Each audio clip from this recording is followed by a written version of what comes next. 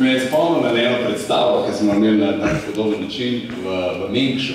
In me kar malo motil, ker se mi je prvič zgodil to, da sem pač prišel na oder, ne, in je vsa publika gledala stran. In sem rabil, da sem se navadil, da sem rekel, ok, ker od zadnji se je slišal smeh, pa sem mogel počakati, pol je ona končala, pol je bil tle smeh in pol sem mene pogledal. In pol je šlo tako naprej. Se mi pa dajo neke čudne besede za govor, ker me bi sam zanimalo, kako bo to pokazalo. Pa mene tudi zanima, recimo, kako Bosanec. Ampak da je malo mi je drugače všeč. www.radio1.si